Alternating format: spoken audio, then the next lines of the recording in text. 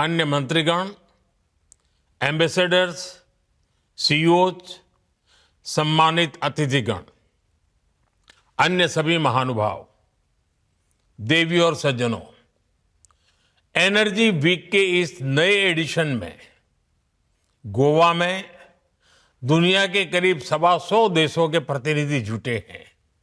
आप एक energy secure और सस्टेनेबल फ्यूचर पर चर्चा करने भारत आए हैं।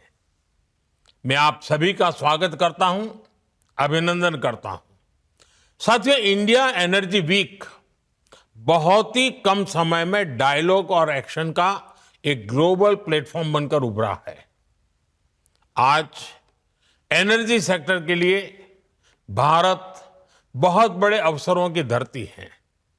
भारत दुनिया की फास्टेस्ट ग्रोइंग मेजर इकोनॉमी है, यानी हमारे यहां एनर्जी प्रोडक्ट्स की डिमांड लगातार बढ़ रही है।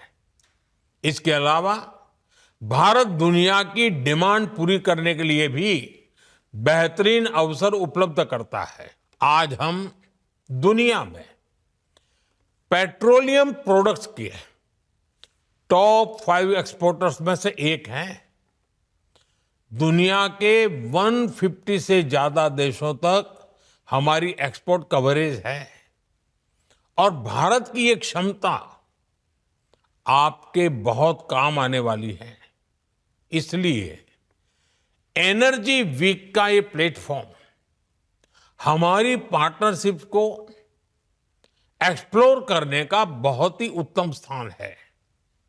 मैं आप सभी को बहुत सारी शुभकामनाएं देता हूं। फ्रेंड्स, अपनी बात आगे बढ़ाने से पहले मैं एक बड़े डेवलपमेंट की चर्चा करना चाहूंगा। कल ही भारत और यूरोपियन यूनियन के बीच एक बहुत बड़ा एग्रीमेंट हुआ है। दुनिया में लोग इसकी चर्चा मदर ऑफ ऑल डील्स के रूप में कर रहे हैं। ये समझौता भारत के 140 करोड़ लोगों और यूरोपीय देशों के करोड़ों लोगों के लिए बहुत बड़े अवसर लेकर आया है। ये दुनिया की 2 बड़ी इकोनॉमीज के बीच तालमेल का एक शानदार उदाहरण बना है। ये समझौता ग्लोबल जीडीपी के करीब 25% और ग्लोबल ट्रेड के करीब 1/3 हिस्से को रिप्रेजेंट करता है। ये समझौता ट्रेड के साथ साथ डेमोक्रेसी और रूल ऑफ लॉ के प्रति हमारे शेयर्ड कमिटमेंट को भी सशक्त करता है। साथियों, ईयू के साथ हुआ ये फ्री ट्रेड एग्रीमेंट ब्रिटेन और एप्टा समझौतों को भी कॉम्प्लीमेंट करेगा। इससे ट्रेड और ग्लोबल सप्लाई चेन दोनों को मजबूती मिलेगी। मैं भारत के नौजवानों को, सभी देशवासियों को इसके लिए बहुत बहुत बधाई देता हूं। मैं textile, James and jewellery, leather and shoes ऐसे हर सेक्टर से जुड़े साथियों को भी बधाई देता हूं। ये समझौता आपके लिए बहुत सहायक सिद्ध होगा। साथियों, इस ट्रेड डील से भारत में मैन्युफैक्चरिंग को तो बल मिलेगा ही, साथ ही सर्विसेज से जुड़े सेक्टर का भी और अधिक विस्तार होगा। ये फ्री ट्रेड एग्रीमेंट दुनिया के हर बिजनेस, हर इन्वेस्टर के लिए भारत पर कॉन्फिडेंस को और मजबूत करेगा। साथियों, भारत आज हर सेक्टर में ग्लोबल पार्टनरशिप पर बहुत अधिक काम कर रहा है। मैं अगर एनर्जी सेक्टर की ही चर्चा करूं तो यहां एनर्जी वैल्यू चेन से जुड़े हुए अलग अलग क्षेत्रों में निवेश की बहुत संभावनाएं हैं। आप एक्सप्लोरेशन का ही क्षेत्र ले लीजिए। भारत ने अपने एक्सप्लोरेशन सेक्टर को काफी ओपन कर दिया है। आपको हमारे डीप सी एक्सप्लोरेशन से जुड़े समुद्र मंथन मिशन की भी जानकारी है।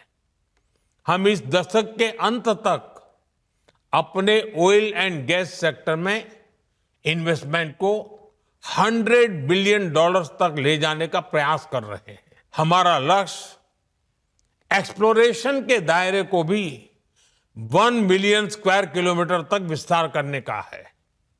इसी सोच के साथ हमारे यहां 170 से अधिक ब्लॉक्स को अवार्ड किया जा चुका है। अंडमान निकोबार का बेसिन भी हमारी नेक्स्ट हाइड्रोकार्बन हब बन रहा है। साथियों, हमने एक्सप्लोरेशन सेक्टर में काफी रिफॉर्म्स भी किए हैं। नो गो एरिया बहुत कम कर दिया गया है। इंडिया एनर्जी वीक के पिछले एडिशंस में आपको भी जो भी सुझाव थे, आपने जो कुछ भी कहा, उनके अनुसार हमने अपने एक्ट्स और रूल्स में भी बदलाव किए हैं। यदि आप एक्सप्लोरेशन सेक्टर में इन्वेस्ट करते हैं तो आपकी कंपनी की प्रॉफिटेबिलिटी बढ़ना तय है। साथियों, भारत की एक और विशेषता है जो है एनर्जी सेक्टर में इन्वेस्टमेंट को बहुत फायदेमंद बनाता है। हमारे यहां बहुत बड़ी रिफाइनिंग कैपेसिटी मौजूद है। हम रिफाइनिंग कैपेसिटी के मामले में विश्व में दूसरे स्थान पर है। जल्द ही हम दुनिया में पहले नंबर पर होंगे। आज भारत की रिफाइनिंग कैपेसिटी करीब 260 MMTPA की है। इसे 300 MMTPA के ऊपर ले जाने के लिए निरंतर प्रयास हो रहा है। ये इन्वेस्टर्स के लिए बहुत बड़ा एडवांटेज है। साथियों, भारत में LNG की डिमांड भी निरंतर बढ़ रही है। हमने अपनी टोटल एनर्जी डिमांड का 15% LNG से पूरा करने का लक्ष्य रखा है। इसलिए हमें LNG के पूरे वैल्यू चेन पर काम करने की आवश्यकता है। आज भारत ट्रांसपोर्टेशन पर भी बहुत बड़े स्तर पर काम कर रहा है। LNG ट्रांसपोर्टेशन के लिए जिन वेसल्स की जरूरत है, हम उन्हें भारत में ही बनाने पर काम कर रहे हैं। हाल में ही भारत में शिप बिल्डिंग के लिए 70,000 करोड़ रुपए का प्रोग्राम शुरू किया गया है। साथ ही LNG के लिए देश के पोर्ट्स पर टर्मिनल के निर्माण में भी निवेश की अनेक संभावनाएं हैं। रीगैसिफिकेशन से जुड़े प्रोजेक्ट्स में भी आपके लिए इन्वेस्ट करने की बड़ी संभावनाएं बन रही है। साथियों, LNG के ट्रांसपोर्टेशन के लिए भारत में बहुत बड़ी पाइपलाइन की भी अब जरूरत है। बीते सालों में इस पर हमने बहुत निवेश किया है, लेकिन अभी भी बहुत बड़े पैमाने पर इन्वेस्टमेंट के लिए संभावनाएं हैं। आज भारत के कई शहरों में सिटी गैस डिस्ट्रीब्यूशन का नेटवर्क पहुंच चुका है और हम तेजी से अन्य शहरों में भी इससे जोड़ रहे हैं। सिटी गैस डिस्ट्रीब्यूशन भी आपके निवेश के लिए बहुत ही आकर्षक क्षेत्र है। साथियों, भारत की इतनी बड़ी जनसंख्या है, हमारी इकोनॉमी लगातार बढ़ रही है। ऐसे भारत में पेट्रोकेमिकल प्रोडक्ट्स की डिमांड भी लगातार बढ़ने वाली है। इसलिए हमें बहुत बड़े एनर्जी इंफ्रास्ट्रक्चर की आवश्यकता होगी और इसमें भी आपका इन्वेस्टमेंट आपको बहुत ग्रोथ देगा। इन सब के अलावा भारत में डाउनस्ट्रीम एक्टिविटीज में भी आपके लिए इन्वेस्टमेंट के बहुत मौके हैं। साथियों, आज का भारत रिफॉर्म्स एक्सप्रेस पर सवार है और हर सेक्टर में तेजी से रिफॉर्म्स कर रहा है।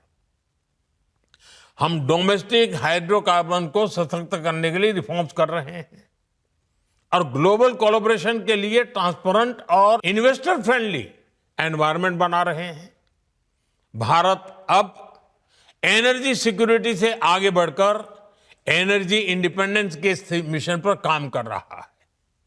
भारत एक ऐसा एनर्जी सेक्टर इकोसिस्टम डेवलप कर रहा है जो भारत की लोकल डिमांड को पूरा कर सके और एफोर्डेबल रिफाइनिंग और ट्रांसपोर्टेशन सॉल्यूशन से दुनिया के लिए एक्सपोर्ट भी बहुत ही कॉम्पिटिटिव हो। साथियों, हमारा एनर्जी सेक्टर हमारी एस्पिरेशंस के केंद्र में है। इसमें $500 बिलियन की इन्वेस्टमेंट अपॉर्चुनिटीज है। इसलिए मेरा आह्वान है, make in India, innovate in India, scale with India, invest in India.